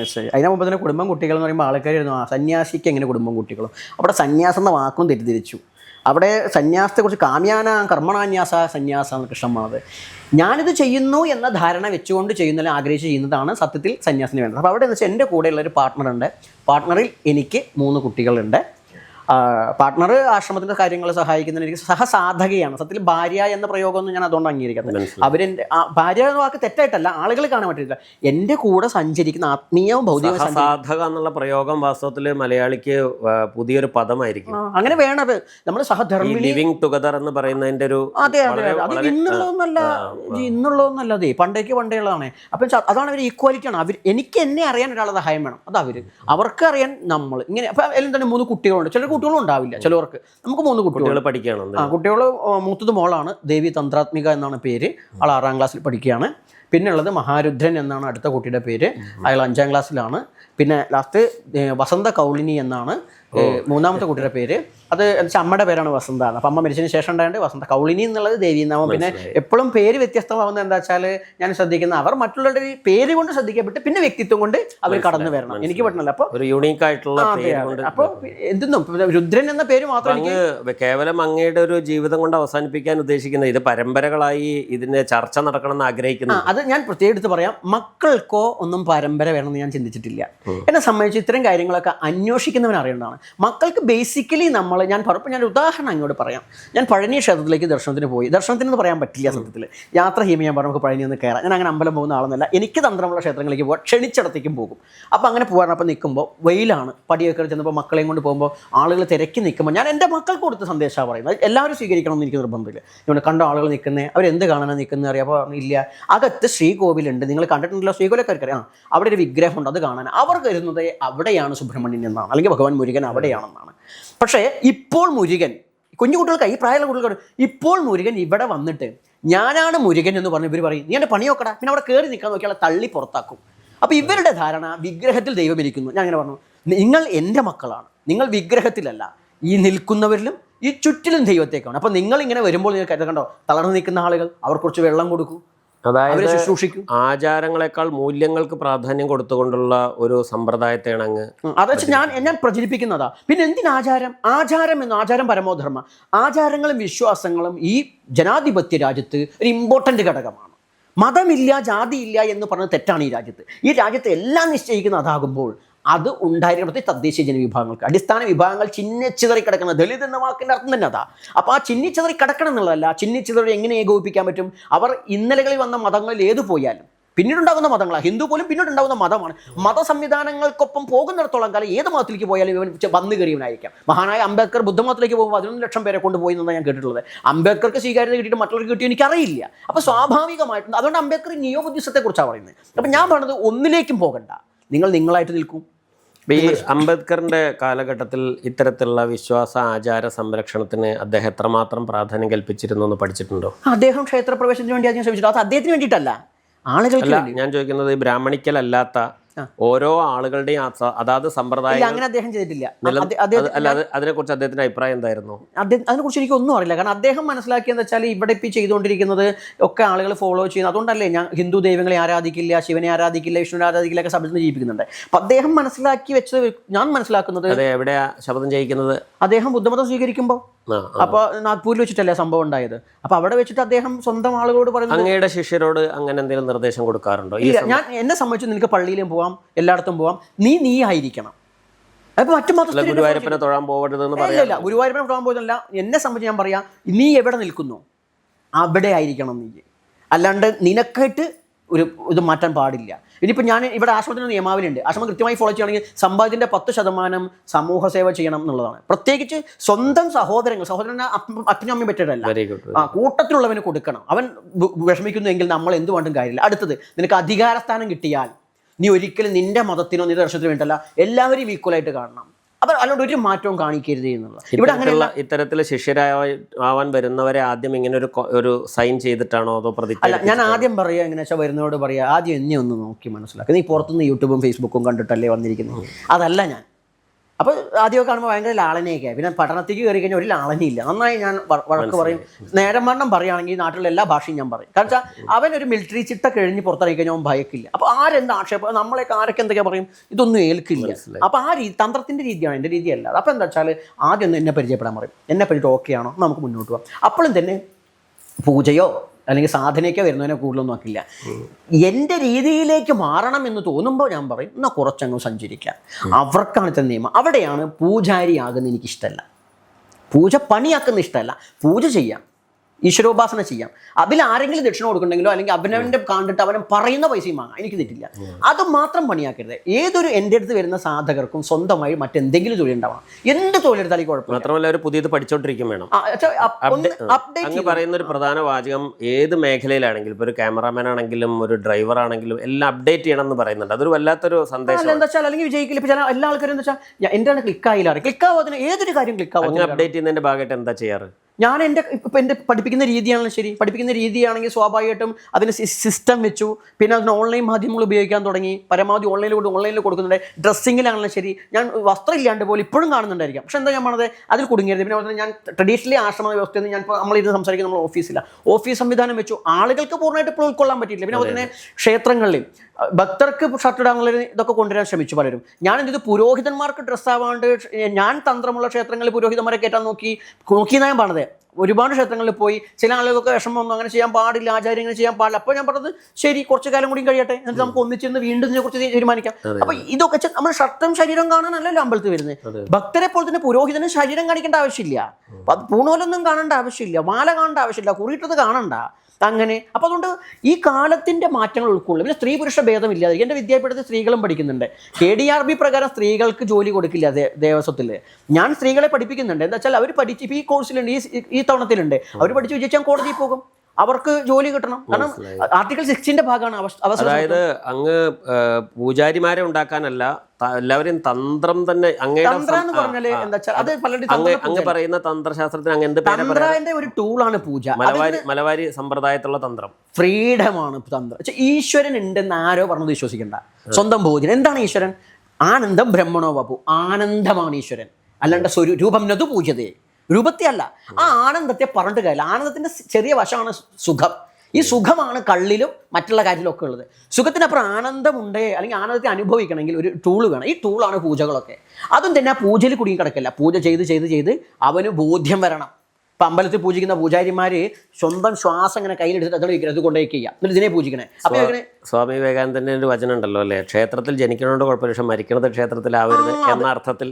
അത് ഭാഗവതം അവസാനിക്കുമ്പോൾ ഭഗവാനോട് കൃഷ്ണനോട് ഉദ്ധവർ ചോദിക്കുന്നുണ്ട്. അല്ലയോ ഭഗവാനെ, കലികാലത്തിൽ എല്ലാ മനുഷ്യർക്കും എന്താണ് മോക്ഷമാർഗം? അപ്പോൾ ഭഗവാൻ പറയാണ് വിഗ്രഹാരാധന. അത് കേട്ട് കഴിഞ്ഞാൽ അപ്പോൾ വിഗ്രഹത്തിനെതിരെയുള്ളവർക്ക് തോന്നും ഇതെന്ത് വർത്താനാണ്, അത് തെറ്റല്ല. അപ്പോൾ അവിടെയാണ് ഭഗവാനോട് വീണ്ടും ഉദ്ധവർ ചോദിക്കുകയാണ്. ഇതെല്ലാവർക്കുള്ള ചോദ്യം, അത് ഉത്തരമാണ്. എന്താ വിഗ്രഹത്തെ എതിർക്കുന്നവരും മനസ്സിലാക്കണം. അപ്പം ചോദിക്കണം, അല്ല അപ്പം അങ്ങനെ വിഗ്രഹാരാധന ചെയ്ത് എല്ലാ കാലത്തും ആവില്ലേ? അപ്പോൾ ഭഗവാൻ പറയുന്നു അതാണ് ഏറ്റവും പ്രധാനം. സർവ്വചരാചരങ്ങളിൽ എപ്പോഴാണോ ഒരുത്തനെ ഈശ്വരനെ ദർശിക്കാനാകുന്നത് അന്ന് വിഗ്രഹാരാധന നിർത്താം. കാരണം അവനായിട്ട് ആവശ്യമില്ല. ഇത് വിഗ്രഹമില്ല എന്ന് കൊണ്ടും കാര്യമില്ല, എല്ലായിടത്തും കാണില്ലെങ്കിൽ പ്രശ്നമാണ്. ഇതിവിടെ മാത്രമല്ല, പ്രതിമാ സ്വൽപ്പ ബുദ്ധിനം വിഗ്രഹാരാധന പഠിക്കുന്ന ശാസ്ത്രം. അഗ്നിർദേവോ ദ്വിജാദീനാം മുനിനാം ഹൃദി ദൈവതം പ്രതിമാ സ്വൽപ്പ ബുദ്ധീനാം സർവത്ര വിദിതാത്മനാണ് കൗളത്തിൽ പറഞ്ഞത്. അപ്പം ചില ഈ വിഗ്രഹാരാധന സർവത്ര സമദർശനം. അതന്നെ, സർവ്വത്തിലും ഈശ്വരനെ കാണുന്നവനാണ്. നമ്മൾ ആശ്രമത്തിന്റെ സന്ദേശം സർവദർശന സമഭാവനയാണ്. സർവ്വത്തിലും ഈശ്വരനെ കാണുക എന്നുള്ള ലക്ഷ്യം. അതിന്റെ അപ്പോൾ ഈ വിഗ്രഹാരാധന കണ്ടോ ഇങ്ങനെ പറഞ്ഞില്ലെന്ന് ആരും പറയണ്ട. അതെന്താണ്? ഹോമ പൂജ അധമാധമാണ്. അത് മോശമല്ല. ഫസ്റ്റ് LKG പോയിട്ടോ അംഗനവാടി പോയിട്ടോ നഴ്സറി പോയിട്ടേ പോകേണ്ടത്. അപ്പം നിനക്ക് മറ്റവനെ അറിയാൻ പറ്റും. നിങ്ങൾ ഒരു ദിവസം പട്ടിണി കിടന്നിട്ടുണ്ടെങ്കിൽ, ഒരു വിശപ്പിൻ്റെ നൊമ്പരം നിങ്ങൾക്ക് അറിയാൻ പറ്റും. ഒരു ദിവസത്തെ ചികിത്സയ്ക്ക് പണമില്ലെങ്കിൽ നിങ്ങൾക്കത് അറിയാൻ പറ്റും. നിങ്ങൾക്ക് വിദ്യ നിഷേധിക്കപ്പെട്ടിട്ടുണ്ടെങ്കിൽ അറിവിൻ്റെ വില മനസ്സിലാക്കും. ഇതൊന്നുമില്ല. ഇന്നത്തെ ദാരിദ്ര്യം അങ്ങനെയല്ല. അത് പറഞ്ഞ പോലെയാണ് ഈശ്വരൻ എന്ന് പറഞ്ഞതിൻ്റെ സമസ്ത മണ്ഡലങ്ങളും തൊട്ട് പോകുമ്പോൾ നിങ്ങൾക്കൊരു മുസ്ലിമിനെ കണ്ടല്ലോ, സൂഫിനെ കണ്ടല്ലോ, പള്ളിയിൽ കണ്ടല്ലോ എന്നൊരു കുഴപ്പമില്ല.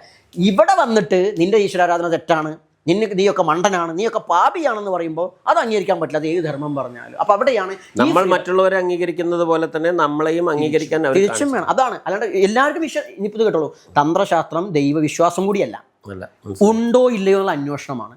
ഞാൻ അന്വേഷിച്ചിറങ്ങിയതിൻ്റെ ഭാഗമായിട്ടാണ് പല ശാസ്ത്രങ്ങളും പഠിച്ചത്. അപ്പോൾ എന്നെ തേടി വരുന്നവർക്ക് അത് കൊടുക്കും ചെയ്യും. ഇതിൻ്റെ ഇടയ്ക്ക് പറയുന്നൊരു കാര്യം, ഞാൻ പൂജാരി ഉണ്ടാക്കില്ല എന്നാൽ പിന്നെ ദേവസ്വം ബോർഡിൽ ഒരു കാര്യം വരും, പിന്നെ എന്തിനാ ചോദിക്കും. അത് അവസര സമത്വമാണ്. ദേവസ്വം ബോർഡിൽ ആരുടെയും എല്ലാവരുടെയും പൂജാരി ഉണ്ടാക്കലല്ല അങ്ങയുടെ ആത്യന്തിക ലക്ഷ്യം. അല്ല, പൂജാരിമാരും ഉണ്ടാക്കും, അത്രയേ ഉള്ളൂ. അതെന്താ വെച്ചാൽ അത് ഞാൻ പറഞ്ഞല്ലോ, അവസര സമത്വമാണ്. ഇന്നിപ്പോൾ ദേവസ്വം ബോർഡ് ക്ഷേത്രത്തിലൊക്കെ വന്നു കഴിഞ്ഞാൽ 10 വർഷം കഴിഞ്ഞാൽ പെൻഷനൊക്കെ ഉണ്ട്. എല്ലാവർക്കും കിട്ടട്ടെ എന്ന് ഒരു വിഭാഗം മാത്രം ആസ്വദിക്കണ്ട. ക്ഷേത്രം ഒരാളുടെ അല്ല. ഇന്നിപ്പോൾ പറഞ്ഞു ക്ഷേത്രം പലരും ഞാൻ കാണുന്നുണ്ട്, ക്ഷേത്രം ഇവിടുത്തെ ബ്രാഹ്മണരുടെയാണ്, മറ്റവരുടെയാണ്. അങ്ങനെയൊന്നുമല്ല. ക്ഷേത്രം കാലാകാലം, ശബരിമല ഉൾപ്പെടുന്ന ക്ഷേത്രങ്ങൾ കാലാകാലം കൈമാറ്റം ചെയ്ത് അധികാരി കൈമാറ്റം ചെയ്ത് വന്നു. അതുകൊണ്ട് ഇവൻ്റെ അല്ല, രേഖപ്പെടുത്തുമ്പോൾ ഉള്ളതല്ല. രേഖകൾക്ക് എഴുതപ്പെടുന്നതിന് മുമ്പേ ഈ നാട്ടിലെ ചരിത്രമുണ്ട്. പരശുരാമൻ്റെ കേരളം പറയുന്നത് ഇപ്പോഴും നിർത്തിയിട്ടില്ല, ദേവസ്വം ബോർഡ് സൈറ്റിലതാ. പരശുരാമൻ്റെ കേരളത്തിന് മുമ്പ് ഈ നാടുണ്ട്, നാട്ടുകാരുണ്ട്, ഇവിടെ ജീവികളുണ്ട്. അത് പരശുരാമൻ്റെ കേരളം എന്ന പ്രയോഗത്തെ അങ്ങ് മിക്കവാറും അഭിമുഖങ്ങളിൽ നിശിതമായി വിമർശിക്കുന്നുണ്ട്. ഞാനൊരു കാര്യം ചോദിട്ടെ, അങ്ങയുടെ സമ്പ്രദായത്തിൽ കുറേ ശിഷ്യർ ശക്തിപ്പെട്ടു വരുന്നു.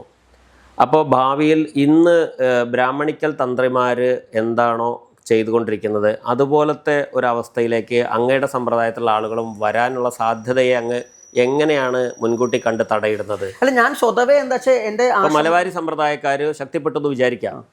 അപ്പോൾ അവരുടെ ഒരു ആധിപത്യം അവരുടെ സമുദായത്തിനകത്ത് തന്നെ അവർ കാണിക്കാൻ സാധ്യതയുണ്ട്. ഏത് സാധനം ശക്തിപ്പെട്ടാലും അങ്ങനെ ആയിട്ട് മാറും, ഒരു മതമായിട്ട് മാറുമല്ലോ. അപ്പോൾ അതിനെ പ്രതിരോധിക്കാൻ ഇപ്പോൾ എന്ത് മുൻകരുതലാണ് എടുക്കുന്നത്? സ്വന്തം ഞാൻ ആദ്യം എൻ്റെ ആശ്രമത്തിൻ്റെ വാക്ക് സർവ്വദർശന സമഭാവന. ഞാൻ തർപ്പണം ചെയ്യാറ്, നമ്മൾ ഈശ്വര സമർപ്പണം. അപ്പോൾ ഇന്നലകളിലുള്ളതും ഇന്നത്തെയും ചേർത്ത് ഞാൻ തർപ്പണം ചെയ്യുമ്പോൾ മലബാരത്തിൻ്റെ അല്ല, തന്ത്രത്തിൻ്റെ രീതിയിലാണ് തർപ്പണം. ഞാൻ തർപ്പണം ചെയ്യണ നേരത്ത് എൻ്റെ ഈ മലബാര ദൈവങ്ങൾക്കാണ് തർപ്പണം ചെയ്താൽ അടുത്തത് ഗായത്രിക്ക് തർപ്പണം ചെയ്യും. പിന്നെ ശ്രീവിദ്യാപരമായിട്ട് കുറേ തർപ്പണങ്ങളുണ്ട്, ബൗദ്ധ ദർശനങ്ങൾ തർപ്പണമുണ്ട്, സിക്കിസം, ഈ ലോകത്തിൽ ആജീവികം, പിന്നെ സൈന്യം, യോഗം, വൈശേഷികം, കണാദം കൊണ്ട് എല്ലാ ദർശനങ്ങൾക്കും കൊടുക്കും. ഇതൊക്കെ കഴിഞ്ഞ് ഇന്ത്യൻ കൾച്ചറൊക്കെ കഴിഞ്ഞ് കഴിഞ്ഞാൽ പിന്നെ ഞാൻ ത്രിത്വ സങ്കല്പത്തിലുള്ള ക്രൈസ്തവ ദർശനത്തിന് ഞാൻ തർപ്പണം ചെയ്യും. പിന്നെ ലാ ഇലാഹ ഇല്ലല്ലാഹ് എന്ന് തുടങ്ങുന്ന അല്ലെങ്കിൽ മുഹമ്മദ് റസൂലുള്ളാഹ് എന്ന് പറയുന്ന അള്ളാധിഷ്ഠിതമായിരിക്കുന്ന ഇസ്ലാമിക ദർശനം തർപ്പണം ചെയ്യും. പിന്നെ സർവ്വദർശനം തർപ്പയാമിയായിട്ട് തർപ്പണമുണ്ട്. ഇതൊക്കെ എനിക്ക് അറിയാത്തതുണ്ടാവുമല്ലോ.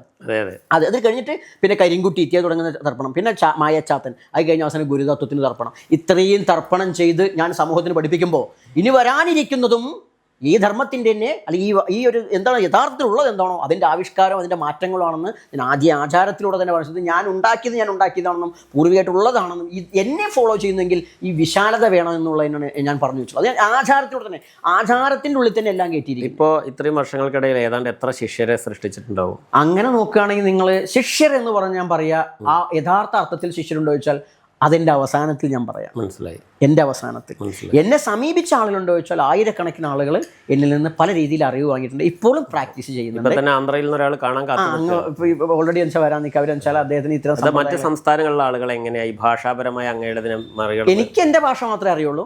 അവരെന്നിൽ നിന്ന് സ്വതവേ അവിടെ ഉണ്ടോ ഇത്? അവർക്കും ഇതുണ്ട് എന്നാണ്? ഇന്ത്യ മുഴുവൻ ഉണ്ട് ഈ സമ്പ്രദായം.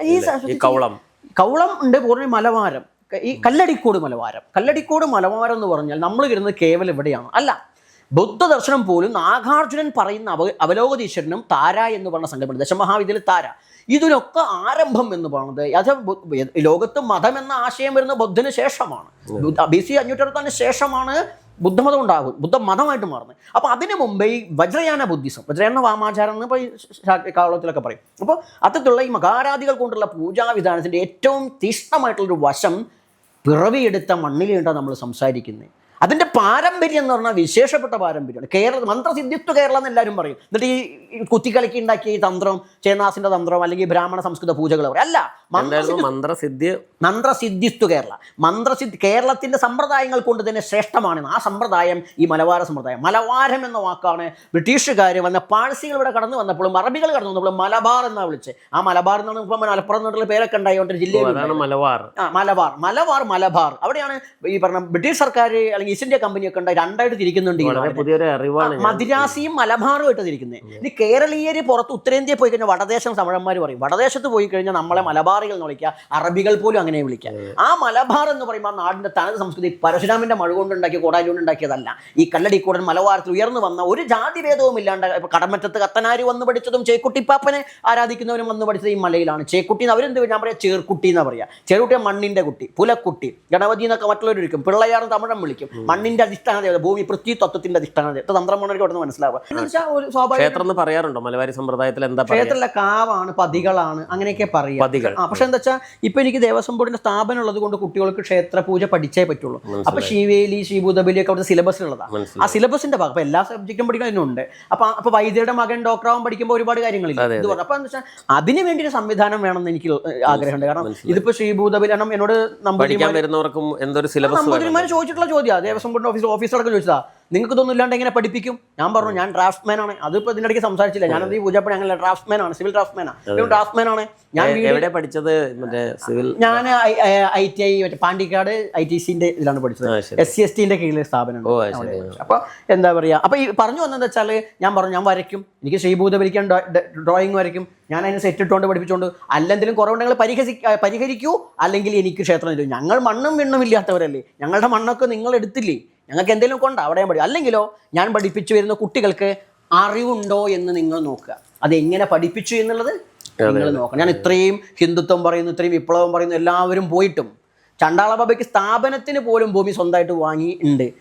ഇനി അപ്പുറം ക്ഷേത്രവും ഇതിനു വേണ്ടി വന്നാൽ ചെയ്യും. പക്ഷെ എനിക്ക് പറയാനുള്ളത് പുരോഗമനം ഇഷ്ടമുള്ള ആളുകൾ അങ്ങേക്ക് എന്ത് സപ്പോർട്ടാണ് തരാൻ കഴിയുക? അതായത് ഇപ്പൊ ഇത് കാണുന്ന ഒരാൾക്ക് എനിക്ക് എന്താ വെച്ചാൽ ഞാൻ ചെയ്യുന്ന പ്രവൃത്തികൾ കൃത്യമായി അന്വേഷിക്കുക, സത്യസന്ധമായിട്ടാണോ ഒന്നുള്ളത് അതാണ്. സത്യസന്ധനാണോ അത് ഈ കാട്ടിക്കൂട്ടിൽ മാത്രമല്ല, അത് അന്വേഷിച്ച് പരിമിതികൾ എന്തൊക്കെയാ? അതായത് സാമ്പത്തികമാണോ അതോ സാമൂഹികമാണോ? എന്താ അങ്ങയുടെ പരിമിതി? എല്ലാ അർത്ഥത്തിലും ഉണ്ട്. കാരണം ഞാൻ ഈ പറയുന്നതിന്റെ ആശയം മനസ്സിലാക്കുന്നത്, കാരണം ഈ പഞ്ചമിയുടെ കൈ പിടിച്ചു പോയ ഉരുട്ടമ്പലത്തേക്ക് പോയി അയ്യങ്കാളി അപ്പൂപ്പന്റെ വീരം പറയും.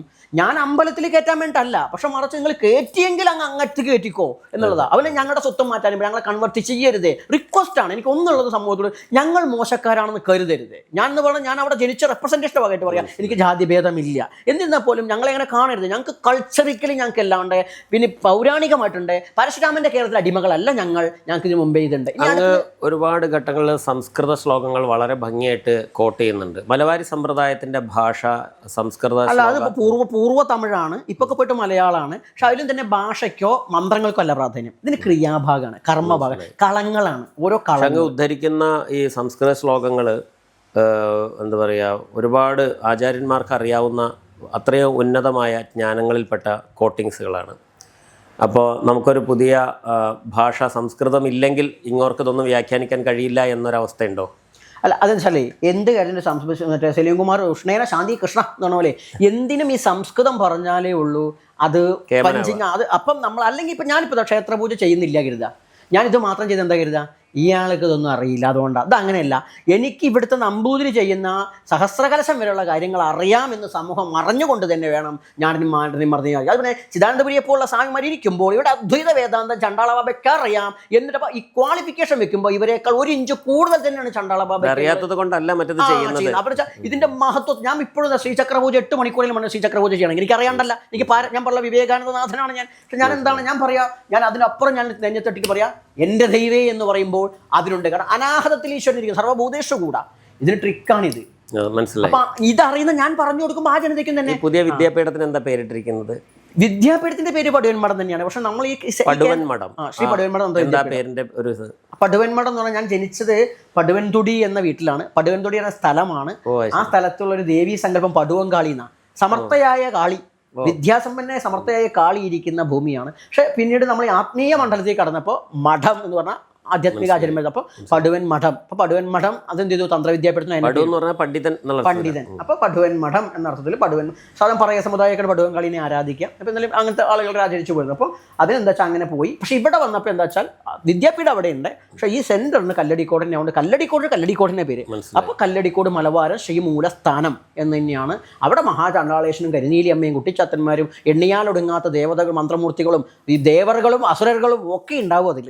അപ്പൊ അങ്ങനെ എല്ലാതും കാലത്തേക്കാണ് അതിന്റെ ഒരു പൂർത്തീകരണം ഒരിക്കലും ഉണ്ടാവും. എന്റെ മരണശേഷം എന്നെയും കൂടി ദൈവമായിട്ടല്ല, എനിക്കും ഇരിക്കാനൊരു സ്ഥലം വേണം. ദൈവമായിട്ടൊന്നും ഇരുത്തണം, ഞാൻ ഗുരുവാണ്. പിന്നെ മറ്റൊരാഗ്രഹം എന്താ വെച്ചാൽ ഞാൻ ആദ്യം തൊട്ട് എൻ്റെ ആശ്രമ നിയമാവലിയിലുണ്ട്, മറ്റ് മതസ്ഥർക്കും ഇവിടെ തൊഴുതില്ലെങ്കിലും അവർക്ക് പ്രാർത്ഥിക്കാനുള്ള അവരുടേതായ രീതിക്കുള്ള അവിടെ സർവ്വദർശനങ്ങളും അവിടെ ദർശിക്കാനാവണം. ഒരാൾ അങ്ങയെ വ്യക്തിപരമായിട്ട് കാണാൻ വന്ന നിസ്കരിക്കേണ്ട സമയമാണെങ്കിൽ ചെയ്യുകയാണെങ്കിൽ സൗകര്യം ഉണ്ടായിരിക്കണം. അപ്പെടുത്തു കൊടുക്കുന്നതിനപ്പുറം സൗകര്യം ഉണ്ടായിരിക്കണം അവിടെ വന്ന്. കാരണം ഇത് ഇന്ത്യയാണ്, ഇന്ത്യയുടെ ഭരണഘടനാപരമായി പ്രവൃത്തിയിൽ കാണിക്കുമ്പോഴാണ് സർവ്വധർമ്മ സമഭാവന. അതുപോലെ തന്നെ വർഷത്തിൽ ഡിസംബർ 4 ദിവസവും മഹാചണ്ഡാള ജയന്തിയായിട്ട് ആഘോഷിക്കുന്ന അന്നത്തെ മഹാചണ്ഡാള സർവ്വദർശന സമഭാവന മഹോത്സവ എല്ലാ ദർശനങ്ങളും അടുത്താണ് ഈ കേരളത്തിലെ ഏതൊരു സന്യാസി വന്നിട്ട് എല്ലാ ആചാരങ്ങളും ചേർത്ത് പറഞ്ഞു. ഇപ്പടുത്ത് ഇതിന് മുമ്പേ വർഷങ്ങൾക്ക് മുമ്പേ എന്റെ ആശ്രമത്തിൽ ഡിസംബർ 4 അഗ്നിഹോത്രി ആയിട്ട് കുംഭമേളയ്ക്കും എത്രയോ കാലം മുമ്പ് എല്ലാ ആചാരങ്ങളും ഹിന്ദുവിന്റെ തന്നെ. അത് ഏത് വർഷത്തിലാണ് തുടങ്ങി വെച്ചത്? അതിപ്പോ 5-6 വർഷം കഴിഞ്ഞു. 5 വർഷം. ഏലംകുളത്ത് മഹാചണ്ഡാള ജയന്തി, മഹാചണ്ഡാള സർവ്വദർശന സമാപന ഭാരതീയമായ ദർശനങ്ങളൊപ്പം തന്നെ മറ്റു മതക്കാരെയും നമ്മൾ എല്ലാ തരത്തിലുള്ള ആചാരങ്ങൾ കൊണ്ടു നടക്കുന്നവരെ സംഗമിപ്പിച്ചു. ഇതൊക്കെ എനിക്കറിയാം. ഈ ചെയ്യിപ്പിക്കുന്നവർക്ക് എല്ലാം അറിയില്ല. അഗ്നിഹോത്രം ചെയ്യാൻ എനിക്കറിയാം വൈദികമായിട്ട്. അത് വളരെ പ്രേക്ഷകർ ശ്രദ്ധിക്കേണ്ടുന്ന ഒരു കാര്യമാണ് അദ്ദേഹം പറഞ്ഞത്. അദ്ദേഹം മലബാരി സമ്പ്രദായത്തിലുള്ള ഒരാളാണ്. കേരളത്തിൽ ആദ്യമായി എല്ലാ സമ്പ്രദായത്തിലുള്ള ആരാധനാ സമ്പ്രദായങ്ങളെയും ഒരു സ്ഥലത്ത് സംഗമിപ്പിക്കുന്ന വലിയൊരു മേള നടത്തിയിട്ടുള്ള ആളാണ്. കുംഭമേളയ്ക്കും എത്രയോ മുമ്പ് തിരുനാവായ നടന്ന കുംഭമേള എന്ന് പറയാൻ പറ്റില്ല, മഹാമാഘമേളയുടെ മുമ്പ് ചെയ്തിട്ടുള്ള ആളാണ്. ഒരു കാവ്യ എടുത്ത സന്യാസി വന്ന് ചെയ്യുമ്പോൾ മാത്രമാണ് അത് മാധ്യമങ്ങൾ കാവ്യ വേണം, ഫോണുകൾ വേണം, മറ്റത്. അതാണ് ഇത്. അങ്ങ് നേരത്തെ ചോദിച്ചു അങ്ങേക്ക് എന്താണ് വേണ്ടത്. ഞാൻ എന്നെ ഈ സ്വാമി ചിദാനന്ദപുരി കാണാൻ വരികയുണ്ട് ഒരു തവണ. എന്നെ കാണാൻ ആഗ്രഹം പ്രകടിപ്പിച്ച് അദ്ദേഹം വന്നു. സന്തോഷമുള്ള ഒരു കാര്യം. ഞാൻ പല അഭിപ്രായം അങ്ങോട്ടും ഇങ്ങോട്ടൊക്കെ വ്യത്യാസമുണ്ട്. ഞാൻ റെസ്പെക്ട് ചെയ്യുന്ന ഒരാളാണ്. അപ്പോൾ അദ്ദേഹം വന്ന സമയത്ത് അദ്ദേഹം പോകുമ്പോൾ എൻ്റെ എല്ലാ കഥകളും കേട്ട് ശ്രീകൃഷ്ണപുരത്തേക്ക് വന്നത്. പോകുമ്പോൾ കാറിൽ കയറി, ആ ഫോട്ടോ എപ്പോഴും ഞങ്ങൾ അവിടെ ഞങ്ങളുടെ മുഖത്തോട് മുഖം നോക്കിക്കുന്നത്. അപ്പോൾ കാറിൽ കയറി ആൾ വീണ്ടും പുറത്തു വന്നിട്ട് എന്നോട് ചോദിച്ചു അങ്ങേക്ക് എന്താണ് ചെയ്തു തരേണ്ടത്. അപ്പം ഞാൻ അദ്ദേഹത്തോട് പറഞ്ഞത്രേ ഉള്ളൂ, സാമ്പത്തികം എനിക്ക് വേണ്ട, അത് ഞാൻ ഉണ്ടാക്കും. പക്ഷെ എനിക്ക് സംസാരിക്കാൻ, എനിക്ക് പറയാനുള്ളത് പല സ്പേസ്, പിന്നെ അന്ന് എനിക്ക് ഇരിക്കാൻ ഇടമില്ല, പറ്റുവാണെങ്കിൽ അതുണ്ടായി വരട്ടെ. അപ്പോൾ ഞാൻ പിന്നെ പറയാൻ, ചോദിച്ചിട്ട് എനിക്ക് ആരൊന്നും തരണ്ട, അറിഞ്ഞിട്ട് നിങ്ങൾ ഈ സമൂഹത്തിലെ പാർശ്വവൽക്കരിക്കപ്പെട്ട ജനങ്ങൾക്ക് സ്വത്വത്തോടു കൂടി ആത്മാഭിമാനത്തോട് മുന്നോട്ട് എന്ത് ചെയ്യണോ അത് ചെയ്യാം. ഒരുപക്ഷെ ഭാരതത്തിൽ തന്നെ ആദ്യമായിട്ടായിരിക്കും ഒരു ഉപാസകൻ ഇത്തരത്തിൽ ഞാൻ ചോദിച്ചിട്ട് നിങ്ങളൊന്നും തരണ്ട, ഞാൻ ചെയ്യുന്ന പ്രവൃത്തി ഈ സമൂഹത്തിന് ആവശ്യമുള്ളതാണെന്ന് നിങ്ങൾക്ക് ബോധ്യമുണ്ടെങ്കിൽ നിങ്ങൾ എന്നെ തനമനധനങ്ങളാൽ. അതും അങ്ങോട്ട് പറയണേ, എനിക്ക് ഭക്ഷണം കഴിക്കാനല്ല, എന്റെ പ്രവർത്തനങ്ങൾക്ക് എനിക്ക് ഭക്ഷണം കഴിക്കാൻ ആരും വാങ്ങില്ല. അതെ, ഈ വക സന്യാസി പരമ്പരയിൽപ്പെട്ട ആളുകളെന്ന് പ്രമുഖ സ്ഥാനം നേടിയിട്ടുള്ള ആളുകൾ വരുന്ന വേദികളിൽ അങ്ങേക്കും ഒരു അർഹമായ സ്ഥാനം ഉണ്ടായിരിക്കണം.